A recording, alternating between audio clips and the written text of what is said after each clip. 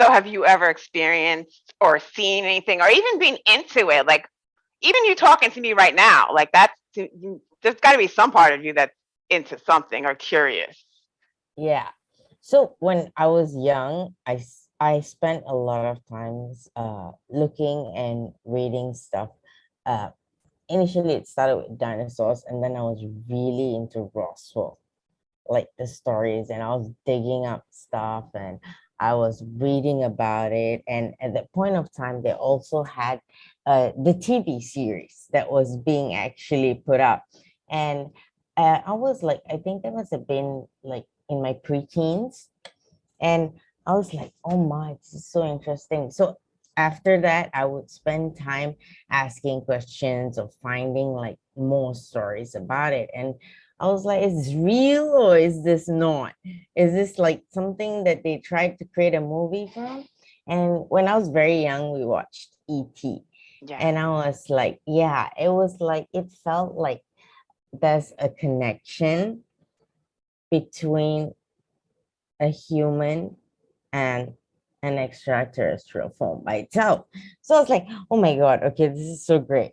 And then as I grew up further and I was growing older, I was very interested in like anything that had to do with aliens by itself. So you definitely were So interested in yeah, it. but I was scared.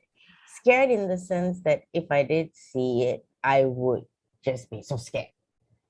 And I was like, okay, no way am I going to ever want to encounter it. But as time as time was going on, there was like a lot of research that I started doing about just wanting to find out is this real or not.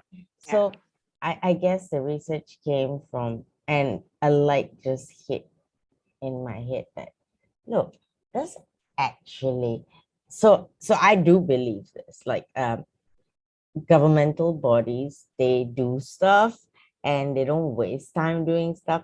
So if you cordon off Area 51 and if you have a team that kind of does, that means there's a possibility that this is real. It's not a joke.